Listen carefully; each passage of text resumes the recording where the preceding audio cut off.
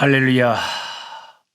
우리 하나님, 우리 아버지, 우리 주 예수 그리스도, 성령 하나님, 삼위일체 하나님을 찬송하고 기뻐합니다. 오늘도 우리 하나님의 말씀을 공부하는 시간을 갖겠습니다. 꿀송이 보약 큐티 365일 성경 통독 시간, 오늘 2021년 3월 1일 월요일입니다. 일제치하에 우리의 조상들이 피 흘려가면서 독립을 부르짖었던 3.1절 기념일입니다.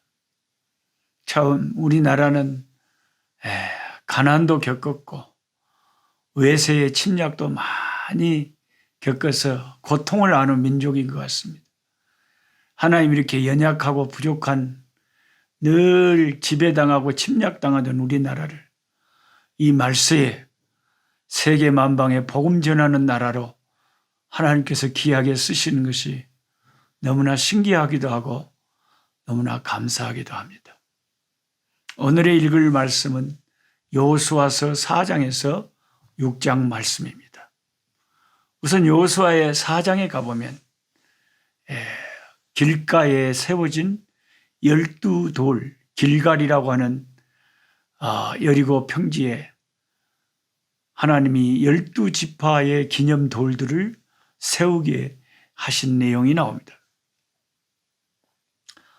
여호수아서는 하나님께서 모세의 후계자로 여호수아를 세우시는 이야기로부터 시작을 했습니다. 여호수아를 부르시고 해야 할 일을 명하시고 한 가지 약속을 해 주셨죠.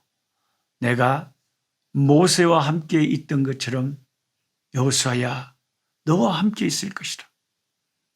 너희 발바닥으로 밟는 모든 것을 내가 너와 내 자손에게 주리라. 하나님의 약속은 사람의 약속과 다릅니다. 하나님의 약속은 반드시 이루어집니다. 그래서 여호수아서 전체 성경은 이 하나님의 약속이 지켜지는 과정이라고 할 수 있습니다. 여호수아가 참 어려운 난관을 만날 때마다 하나님께서 친히 그 손길을 내미셔서 그 장애물을 극복하게 하시고 문제를 해결하게 하시는 장면들이 계속해서 나옵니다.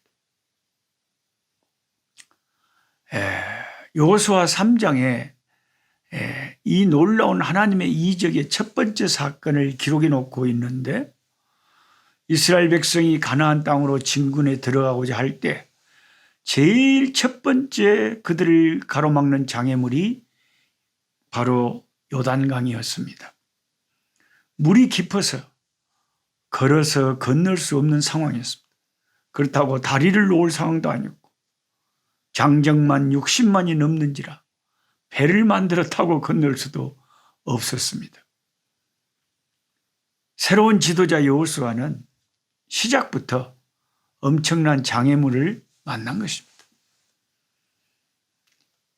이때 하나님께서, 약속의 하나님께서 그 놀라운 기사와 능력을 베푸셔서 요단강 물줄기를 위에서부터 차단을 하셔가지고 하나님의 능력으로 하신 것입니다. 이스라엘 백성들이 요단을 평지같이 건널 수 있도록 만들어 버리신 것입니다. 그러면서 오늘 여호수아 4장에 와보면 하나님께서 명령을 내리시는데, 이스라엘 백성이 요단강을 다 마지막 백성 한 명까지 다 건너고 아직 제사장들은 법궤를 맨 채 요단강 한가운데 서 있었습니다. 제사장들의 사명은 백성들보다 먼저 요단강에 들어가고, 그리고 모든 백성이 요단강을 건널 때까지 요단강 한가운데 하나님의 임재를 상징하는 그 법궤를 메고 요단강 가운데에 서 있었습니다. 그게 하나님 능력이 나타나서 물이 평지처럼 말라서 건널 수 있었던 거죠. 그때 하나님께서 여호수아를 통해서 명령하시기를 이스라엘 12지파에서 지도자 한 명씩을 뽑아서 제사장들이 법궤를 메고 있는 저 요단강 한가운데로 가라 그랬습니다.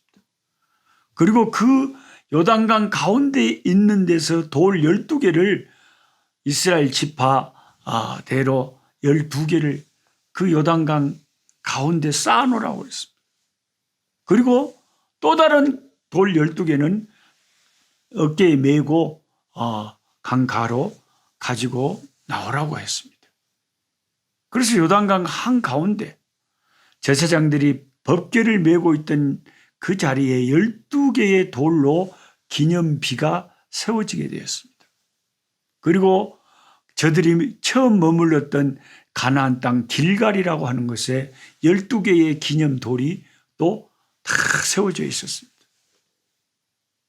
그 일이 끝났을 때 마침내 법궤를 맨 제사장들도 요단강을 건너게 되었고, 그래서 요단강 기적적인 도하 그 작전이 끝이 나게 됩니다. 그런데 우리가 이 성경을 읽다 보면 얼른 이해하기 힘든 부분이 뭐냐면, 가만히 생각해 보십시오. 왜 제사장들이 서 있었던 강 가운데 기념비를 세우라고 하셨을까 하는 것입니다. 제가 여러분에게 늘 가끔 드린 것처럼 성경을 읽으면서 꼭 성경을 그냥 읽었다는 것으로 만족하면 안 돼요. 성경을 필사를 했다는 것으로 만족을 하면 안 돼요. 성경이 무슨 부적입니까? 아니잖아요. 성경은 생명의 양식이에요. 내가 먹어야 돼요. 내 영혼의 양식이 돼야 돼요. 근데 읽었다고 해서 양식이 되는 것도 아니고 썼다고 해서 양식이 되는 게 아니라 그 말씀을 내 삶에 생각해서 교훈을 얻고 적용시키고 깨닫고 배우고 새로워지고 뭔가를 생각을 해야 된다. 큐티를 해야 된다 그 말입니다. 그래서 큐티가 중요한 거예요, 여러분. 그러니까 이런 여호수아 4장을 내가 필사를 했다, 여호수아 4장을 읽었다, 이게 중요한 것이 아니라 생각을 하라는 거죠. 왜 요단강 그 한가운데 12개의 돌을 갖다 놓으라고 하셨을까? 왜냐하면 제사장들이 법궤를 메고 그 요단강을 다 건너오자 말자 다시 요단강 문이 흘러가지고 그 기념비 그들이 쌓아놓은 돌은 물속에 잠겨서 보이지 않았거든요.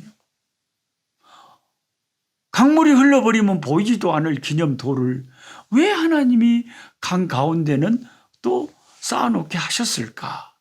최소한 이런 걸 한 번이라도 생각을 하고 여호수아 4장을 지나가야 성경을 읽는 의미가 있는 거지. 읽기만 한다고 못 온다요. 쓰기만 한다고 못 온다요. 생각을 하라니까요. 생각을 하라니까요. 제 물음에 답을 하시라고요.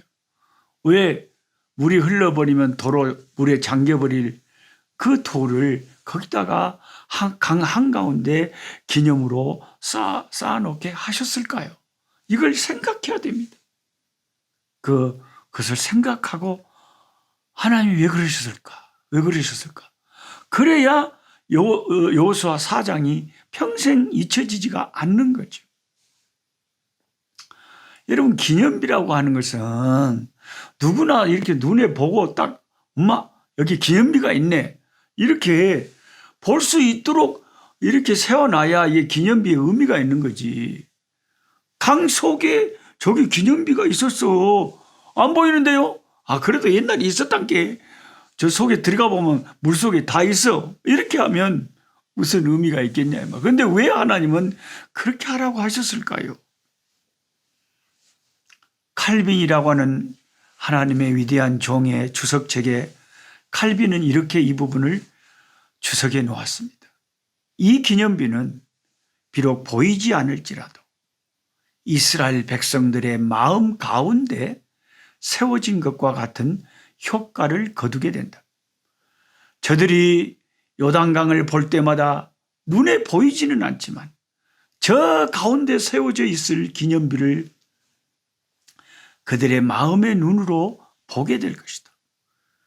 그리고 어쩌다가 간혹 비가 적게 오는 건기 때 수심이 아주 낮아져서 그들이 세운 12 기념비가 그 꼭대기라도 조금이라도 물속에 보이게 되면 사람들은 그걸 보면서 하나님께서 강 가운데 우리가 건널 때 저 기념비를 세우라고 하시는데 기념비가 저기 보이는구나. 그래서 그 효과를 배가시킬 수 있었을 것이다. 이렇게 주석책에 적어 놓으셨습니다. 이 하나님의 사랑 칼빈의 주석이 상당히 우리의 마음에 가르침을 주고 있습니다. 여러분과 저의 마음속에 항상 우리가 다른 사람에게 보일 수 있는 간증이 아니라도 저와 여러분 마음속에 하나님을 체험한 간증, 하나님에 대한 기념비가 내 마음속에 항상 새겨져 있어야 됩니다. 저 같은 경우에는 하나님이 왜 이렇게 죽음의 순간에서 많이 저를 살려주셨는지 모르겠어요. 아무래도 하나님이 저를 좀 오래 살게 하실란가 그런 생각이 드는 것은 하나님이 죽음에서 너무 나를 많이 살려주신 거예요. 그 제 마음의 기념비에 깊이 새겨져 있습니다. 제가 엄마 뱃속에 있을 때 저는 죽음의 위기에 처했습니다. 우리 어머니가 29살 때 우리 아버지하고 이혼을 하셨는데 저는 뱃속에 임신된 상태였습니다. 벌교 친정으로 이혼하고 우리 형님 누나를 데리고 돌아와 버린 엄니는 형님 누나만 생각해도 이 둘을 키우기가 힘드니까 뱃속에 있는 저는 지우기로 작정을 하셨다 그럽니다. 그래서 동네 사람들에게 다 그걸 물어봤다는 거예요. 어떻게 하면 아기를 지울 수 있느냐? 그때 동네 아줌마들이 그 다 비법을 알려줬다는 거예요. 어느 부잣집에 부잣집에 가서 그 부잣집에서 버린 옛날 그 충기판 레코드판을 하나 갖다가 얻어다가 집에 와서 소뚜껑에다 물을 넣고 그 레코드판을 옛날 그 동그란 검은 레코드판을 푹푹 삶았어요. 물에다 팍팍 삶으면 그게 나중에 이제 플라스틱 독이 된다는 거예요. 그게 적당히 식었을 때 그걸 떠서 눈 찌끔 감고 마셔보면 애기가 싹 죽어갖고 나와본대요. 그래갖고 우리 어머니가 하도 이렇게 저렇게 해도 내가 뱃속에 있는 애가 안 죽으니까 최후의 방법으로 그 독약을 마셨다 그럽니다. 일주일 동안 우리 어머니가 설사를 했다 그래요. 근데 제가 왜 안 죽었는지 저는 지금도 모릅니다. 하나님만 아십니다. 하나님이 살려주셨으니까 제가 산 거죠. 그렇게 레코드판을 삶아 잡사도 제가 안 죽으니까 엄니가 안 되겠다 싶었어요. 벌교 성근다리 밑에 그 당시에 있던 관산병원이라고 하는 병원에 갔답니다. 이 아이를 지우러 왔습니다. 그렇게 의사 선생님께 말했더니 그 의사 선생님이 깜짝 놀라면서 왜 아이를 지우려고 합니까? 아이고, 있는 애들도 키우고 교육시키기 힘들어요. 먹이기도 힘들어요. 그래 이 아이는 안 나오는 게 좋아요. 지워달라고 그렇게 사정을 했대요. 근데 놀랍게도 그 의사 선생님이 벌교 대강교회 장로님이셨어요. 그 장로님이 그리스도인으로서 우리 엄마한테 생명은 귀한 겁니다. 하나님이 주신 생명을 저는 살인할 수 없습니다. 돌아가세요. 아무리 엄니가 사정을 해도 그 관산병원 의사 선생님인 장로님이 제 생명을 살려주셨어요. 안 주겠다는 거죠. 유산을 시키지 않았다. 그래가지고 태어났는데 제 기억에 초등학교 4학년 때 우리 형님이 타고 다니던 그 시골에 옛날에 자전거 중에서 짐을 싣고 다니는 짐반샤라고 겁나게 큰 뒤에 짐도 크게 질 수 있고 좀 무겁고 큰 자전거가 있어요. 그걸 초등학교 4학년짜리 내가 의자에 타지도 못하고 옆에 그 발판에만 서가지고 운전대를 잡고 이렇게 쫙 길가를 내려갔는데 우리 동네 길가를 딱 내려가면 신장로가 쫙 있거든요.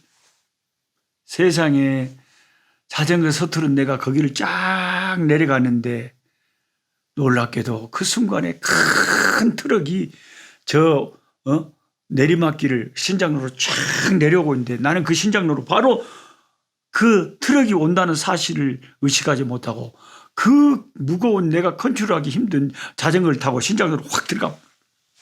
순간적으로 트럭이 벙 나타나니까 내가 운전을 컨트롤할 수 있습니까? 내가 어린 내가 어떻게 하겠어? 순간적으로 아이고 하고 그냥 손으로 자전거를 팍 놔버리고 나는 그 자리에서 퍽 떨어져 버렸는데 자전거만 트럭 바퀴 속으로 확 내 바퀴 속으로 트럭 속으로 들어가 버리고 나는 다행히도 트럭 속으로 안 들어간 거예요. 트럭이 한 500m 밑에까지 가서 쫙 하고 급브레이크를 밟고 섰는데 운전수가 발발발발 떨면서 제가 트럭에 깔려 죽은 줄 알고. 근데 신기한 것은 그 트럭 아저씨가 우리 하는 말이 오늘 아침에 운전하러 나가는데 자기 부인이 그랬답니다. 여보 오늘 운전 안 하면 안 될까요? 어째서? 아니 나가 어제 꿈을 꿨는데 너무 무서운 꿈을 꿔서 당신 오늘 운전 안 나갔으면 좋겠네요. 그랬대요. 쓸데없는 소리 하지 마. 그러고 했는데 자기는 내가 죽은 줄 알고.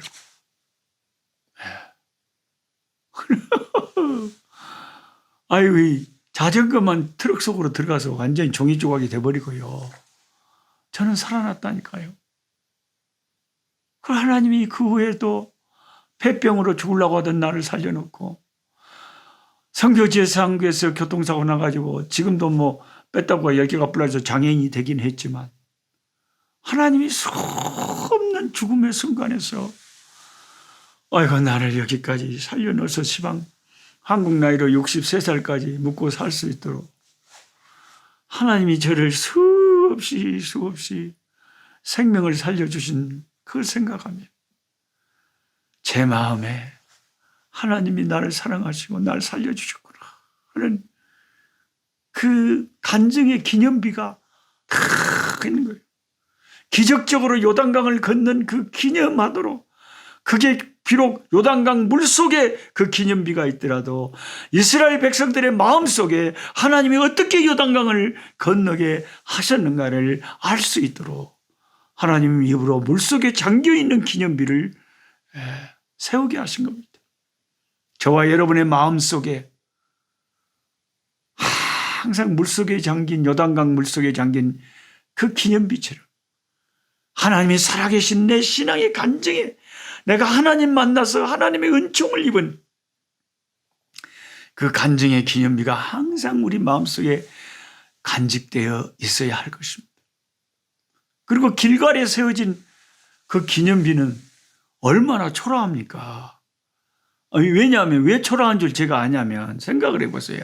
아니 12지파의 지도자들이 그 강 가운데 있는 돌 하나씩 들고 나와서 그 길갈에다가 세워놨거든요.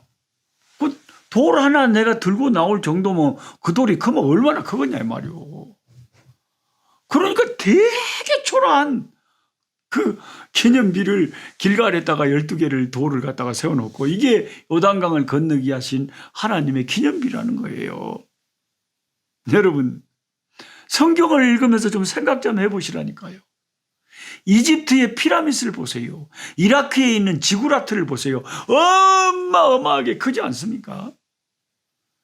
근데 사실 요단강을 육지같이 건넜다면 그보다 더 큰 기념비를 해놔도 시원찮을 건데 하나님이 조그만 그런 돌 하나 12개 갖다 놓고 이게 요단강을 건너겠다는 하나님의 능력의 역사를 기념하는 기념비다.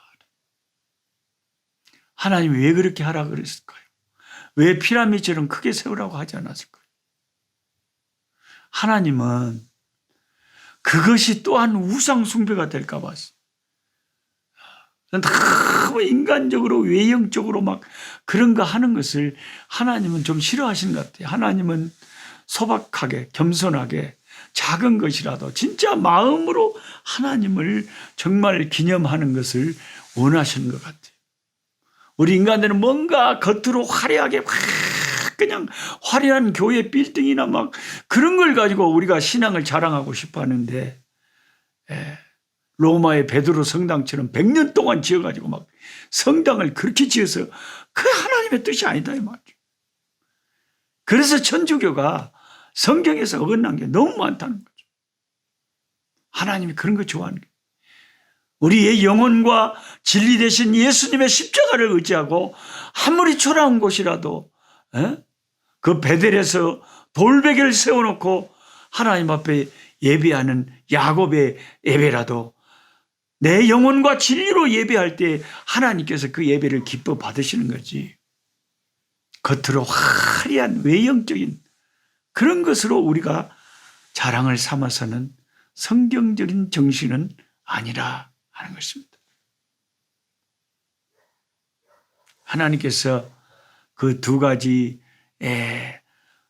강물 속에 또 강가에 길갈에 기념비를 세우는 것은 하나님의 능력을 그 역사를 기념하게 하고 하나님이 살아계신 것을 표징으로 삼게 하신 것입니다.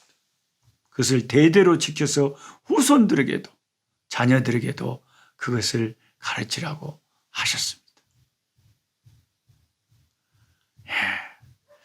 그 다음에 이제 여호수아 6장에 가면 드디어 여리고가 무너집니다. 하나님은 그 여리고를 무너뜨리기 전에 놀랍게도 여호수아 5장에 할례를 행하라 하십니다. 참 저는 성경을 읽으면서 요즘 하나님에 대해서 놀라는 것 중에 하나가요.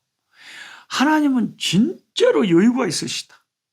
너무나 여유가 있으시다. 그래서 제가 설교 제목이 떠오르는 게 하나님의 자신감이라는 설교로 한국에 무슨 안식년에 가서 설교할 기회가 있으면 부흥회를 할 기회가 있으면 그런 설교를 좀 해야 되겠다. 그런 생각을 마음에 하나님의 말씀을 마음속에 이렇게 자꾸 생각을 해요. 하나님이 어떤 분이신가? 하나님의 자신감. 하나님이 어지간히 자신이 없으시면요. 지금 여리고성 공략을 앞두고 적진이 앞에 있는데 이스라엘 장병들에게 싸움에 나갈 군사들을 할례를 행하게 할 수는 없는 거거든요. 우리가 창세기의 그 세겜성의 남자들이 야곱의 그 자녀들에게 멸망당한 이야기를 알고 있잖아요. 남자들이 할례를 당하면 3일 동안 움직이지도 못해요. 아파가지고 움직이지도 못하고 있는데 그 적군이 그걸 알고 쳐들어와 버리면 어쩌려고 하나님은 할례를 행하게 하십니까? 그만큼 하나님은 자신이 있는 겁니다. 하나님 막아주신다는 거예요. 하나님은 우리를 가나안 정복을 인도하실 때, 우리의 인생을 인도하실 때 하나님은 자신감을 가지고 우리를 인도하신 거예요. 두려워 떠는 것은 우리들이지 하나님이 아니시라는 거죠. 여호수아 5장에서는 여리고 공략을 앞두고 가나안 정복을 앞두고 할례를 행하게 하시는 하나님이 너무나도 그 하나님의 자신감을 저는 보고 너무 은혜를 받습니다. 애굽에서 출애굽했던 1세대들은 다 애굽에서 할례를 받았겠죠. 그런데 광야에서 태어난 이 2세대들은 길 가면서는 할례를 못 받거든요. 광야를 끊임없이 이동을 해야 되기 때문에 하나님이 광야에서는 할례를 행하는 것을 아마 할례 행하는 것을 안 한 것을 이해를 하셨던 것 같고 행군하고 있고 광야길에서는 그거 잘못 행하다가 위생적으로도 문제가 되고 걸어갈 수가 없잖아요. 그러니까 여행길에서는 할례를 행하기가 힘든 거죠. 하나님은 요단강 건너서 할례를 행하게 하시려고 아마 미뤄두신 것 같아요. 그래서 요단강을 건너자마자 싸움을 하기 전에 이스라엘 백성이라고 하는 확실한 표시를 할례를 먼저 받게 하고 이제 첫 번째 성인 여리고를 공략하게 한 것입니다.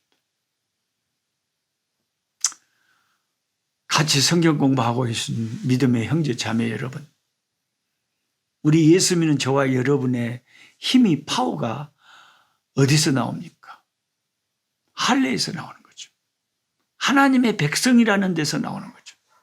우리의 힘은 내 인간의 힘이 아니라 하나님이 함께해 주시고 하나님의 백성이라고 하는 표시가 분명할 때 하나님이 싸워주시고 하나님이 앞서 행하시고 하나님이 여리고를 흔들어 버리셔야 여호수아 6장의 정복의 역사가 일어나는 거 아닙니까?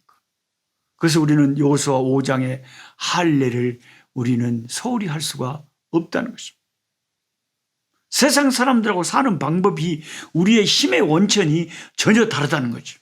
세상 사람들은 자기 주먹을, 자기 물질을, 자기 지혜를, 자기 힘을 의지하고 살지만 우리는 하나님의 백성이 되는데 초점을 맞추면 하나님이 우리 대신 싸워주시고 하나님이 우리의 힘이 되어주시는 것이 우리 그리스도인의 살아가는 방식이라는 것입니다.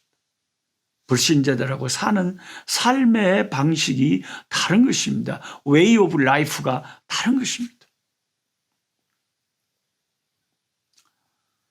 그래서 나는 예수 믿는 사람으로서 내가 진짜 이 세상에서 강한 용사가 되고 정말 하나님의 큰 역사를 맛보려면 더 하나님의 말씀에 순종하고 더 하나님이 기뻐하시는 하나님의 사람이 될 때에 성령 충만할 때에 그때가 가장 강한 때다. 그래야 여리고가 무너지는 역사가 일어난다. 할례를 행한다는 것은 하나님의 백성의 언약으로 확실히 하나님의 백성의 표시를 분명하게 하는 것입니다. 우리는 하나님의 방식으로 신앙의 방식으로 하나님을 힘을 삼고 살아가는 자들이 되어야 되겠습니다. 그럴 때 여호수아 6장의 여리고가 무너지는 기적이 일어나는 줄 믿습니다. 우리 인생의 여리고가 무너지는 역사는 여호수아 5장에서 벌써 시작이 되는 것입니다. 하나님이 기뻐하는 하나님의 사람으로 내가 변화될 때 남을 일, 내가 할 수 없는 일을 하나님의 능력으로 행하셔서 큰 여리고가 무너지는 축복의 역사를 맛보게 될 것입니다. 기도하겠습니다. 하나님 아버지 감사합니다. 오늘 또 여호수아 4장, 5장, 6장의 말씀 정말 보약 같은 말씀 내 영혼에 꿀 같은 말씀으로 먹여주셔서 감사합니다. 우리 마음속에 요단강 저 강물 속에 있는 기념의 돌들처럼 하나님이 나에게 어떻게 역사하셨고 하나님이 나에게 얼마나 큰 은혜를 베풀어 주셨는가를 하나님 항상 하나님 살아계신 기념의 아버지 돌이 내 마음에 확신을 가지고 있게 하시고 말씀 안에서 하나님의 약속을 받게 하여 주시며 확신하게 하시고 아버지 여호수아 5장에 할례를 행하라 하신 아버지 여리고 정복을 앞두고 하나님의 백성답게 하나님은 자신감이 있으셨기 때문에 적군이 자기 백성을 절대로 손댈 수 없다는 것을 하나님은 확신하셨기 때문에 할례를 받으라고 하셨습니다. 전쟁을 앞두고 할례를 행하는 군대는 하나님의 군대밖에는 아무도 없을 것입니다. 인간의 상식으로는 참으로 위험천만한 일이지만 하나님은 그렇게 주의 일을 이루어 가십니다. 하나님의 자신감을 봅니다. 하나님 나의 인생을 우리 자녀들을 아버지 나의 사역을 내 모든 하는 모든 일을 하나님은 자신감을 가지고 얼마든지 여리고를 무너뜨릴 수 있고 공략할 수 있는 아버지 하나님의 명령을 가지고 나를 돌보시는 하나님이신 줄 믿습니다. 하나님 아버지 하나님의 백성으로서 더욱 하나님의 마음에 드는 아버지 백성의 모습만 갖추어져 갈 때 나머지 일은 여호수아 6장의 여리고 공략의 역사는 하나님이 행하시는 일인 줄 믿습니다. 이스라엘 군사가 한 일이 아니었습니다. 하나님이 행하신 일이었습니다. 우리 인생에 큰 축복이 일어나기를 원합니다. 우리 인생에 큰 기적들이 일어나기를 원합니다. 아버지 여리고 성들이 무너지는 역사를 경험하기 원합니다. 그런 경험을 하길 원한다면 내가 하나님의 백성으로서 더욱더 말씀 안에 순종하며 아버지 기뻐하시는 삶의 자리로 나아갈 때 하나님이 우리에게 역사하실 줄 믿습니다. 예수님의 이름으로 기도드리옵나이다. 아멘. 약한 자 힘주시고 강한 자 바르게